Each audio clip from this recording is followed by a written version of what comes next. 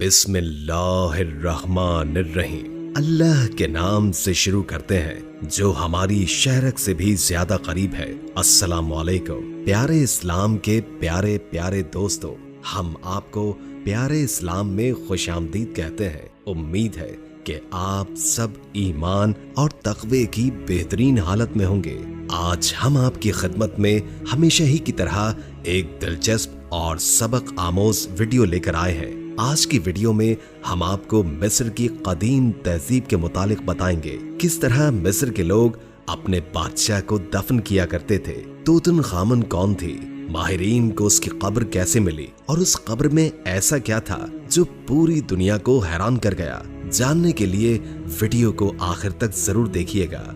Video शुरू करने से कबल नए आने वाले दोस्तों से दरखास्त है कि इस वीडियो को लाइक कर दें और हमारे चैनल प्यारा इस्लाम को सब्सक्राइब कर दें और बेल आइकॉन को भी दबा दें ताकि आपको हमारी नई आने वाली वीडियोस का पता चलता रहे। और दुरूद पाक से होने वाली महफिल का हिस्सा बनने के लिए नीचे कमेंट में अपना नाम तहरीर कर दें। मिस्र के शहर कायरो से 500 किलोमीटर दूर लाइमस्टोन के बड़े बड़े पहाड़ हैं। इस जगह को वैली ऑफ किंग भी कहा जाता है। ये वैली अपने अंदर बहुत से पुरस्कार राज छुपाए बैठी है और दुनिया आज भी इन राजों को जानने में कोशा है। ये कोशिश पिछले 200 सालों से जारी है। लोग यहाँ 200 सालों से खुदाई कर रहे हैं। खुदाई क्यों की जाती है, अभी कुछ देर में आपको पता चल जाएगा। नाज़रीन, सबसे पहले जब मिस्र में कोई बादशाह मर जाता था तो उसे बड़े बड़े पिरामिड बनाकर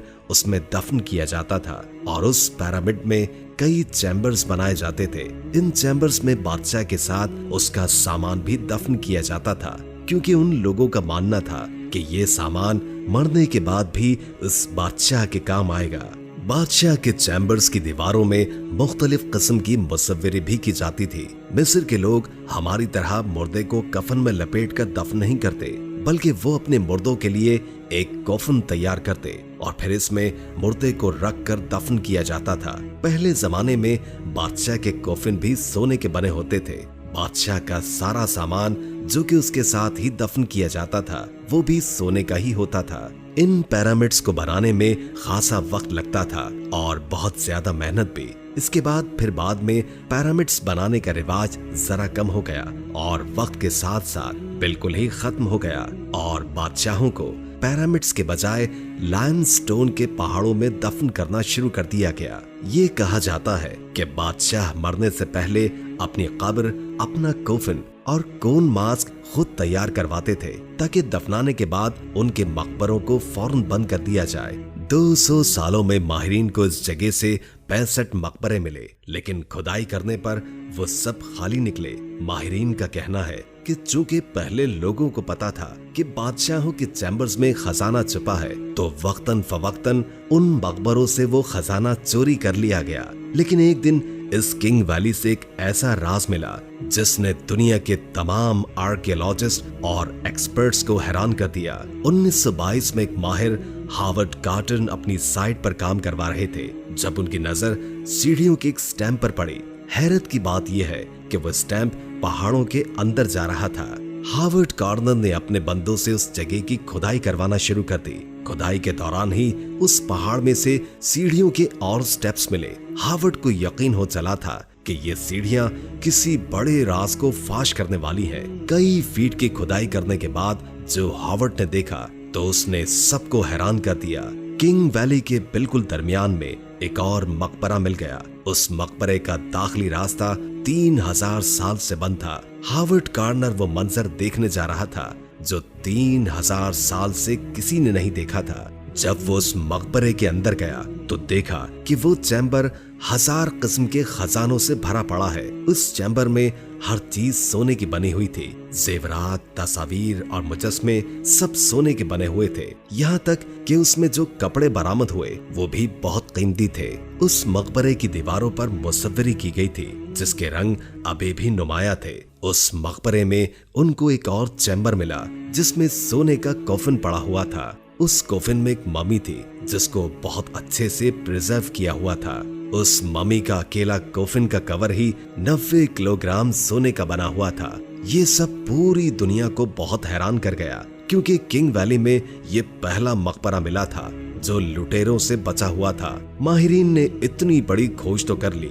लेकिन इस खोज ने बहुत से सवालात उठाए कि बाकी मकबरों को तो लुटेरों ने लूट लिया था, लेकिन ये मकबरा कैसे लुटेरों से बचा रह गया, और वो मम्मी किस बादशाह की है, और उस मकबरे में जो मुसव्वरी की गई है उसका मकसद क्या है। ये सवाल ऐसे थे जिनके जवाबात जानना माहिरीन और रिसर्चर्स के लिए इंतहाई जरूरी था। उस मम्मी का डीएनए टेस्ट किया गया और इस टेस्ट के बाद ये इंकशाफ हुआ कि ये मम्मी एक 18 साल किंग की है। इसके बाद माहिरीन ने किंग वैली से बरामद होने वाली दूसरी मम्मीज के डीएनए टेस्ट किए तो पता चला कि 18 साल किंग के बाप की मम्मी डूम 255 और उसकी माँ की मम्मी डूम नंबर 35 से मिलती है।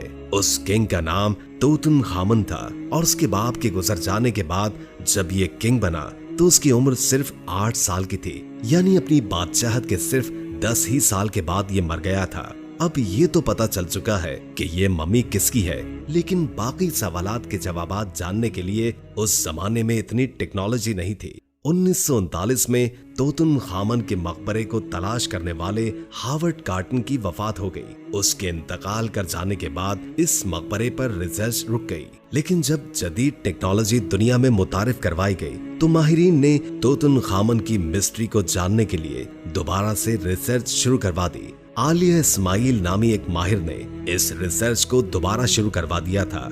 आलिया को तूतनखामन के बारे में और जानना था। उसने मकबरे की दीवार पर बनी मुसव्वरी की तस्वीर ली और उसे एक सॉफ्टवेयर में डाला। जब पेंटिंग को जूम करके देखा गया तो उसमें पेंट ब्रश के निशानात अभी भी वाज़ेह नजर आ रहे थे। उसने बताया कि पेंट के निशानात तब वाज़ेह होते हैं जब गीले प्लास्टर पेंट पर पेंट किया जाए, और ये मकबरा पहाड़ में 36 फीट नीचे था और हवा का कोई अमल दखल न था। शायद इसीलिए पेंटिंग अभी तक खराब नहीं हुई थी। उसने अंदाजा लगाया कि हो सकता है कि इस बादशाह का मकबरा बहुत जल्दी में बनाया गया हो, कि उनको गीले प्लास्टर पर ही मुसव्वरी करनी पड़ी। लेकिन उन्होंने ये मकबरा जल्दबाजी में क्यों बनाया? माहिरीन को इस सवाल का जवाब भी जानना था, तो उन्होंने इस किंग की मम्मी का दोबारा डीएनए टेस्ट किया और पता चला कि ये बादशाह कई बीमारियों में मुब्तला था। इसकी रीढ़ की हड्डी और बाईं टांग सही काम नहीं करती थी। हो सकता है कि किंग की अचानक मौत वाक़ई हो गई हो, इसलिए ये मकबरा जल्दी में बनाया गया। लुटेरों ने इस मकबरे को क्यों ना लूटा? इस सवाल का जवाब तलाशने के लिए किंग वैली का मुकम्मल जुग्राफियाई जायजा लिया गया। खोज से पहले इस मकबरे के सामने बहुत से पत्थरों का मलबा मिला था जो कि किसी और मकबरे के बाहर न मिला था। शायद इसीलिए चोरों को इस मकबरे का पता नहीं चल सका था। उन्होंने अंदाजा लगाया कि ज़लज़ले की वजह से पहाड़ों के पत्थर गिरकर इस मकबरे के सामने आ गए होंगे। बहरहाल ये एक बहुत बड़ी खोज थी और इस मकबरे से मिलने वाला खजाना मिस्र की तारीख का सबसे कदीम खजाना था। दोस्तों, वीडियो अच्छी लगी हो तो लाइक और शेयर कर दीजिए, क्योंकि अच्छी बात आगे पहुंचाना सदका होता है। इससे आपकी भी इस्लाह होगी और दूसरों की भी। और कोई अच्छा सा कमेंट कर दें, इससे हमारी भी हौसला अफजाई होती है। और अगर आपकी कोई खास ख्वाहिश है तो इससे भी हमें जरूर आगाह कीजिएगा। अल्लाह ताला हम सबको अपनी हिफ्ज़ो अमान में रखे। जज़ाकल्लाह।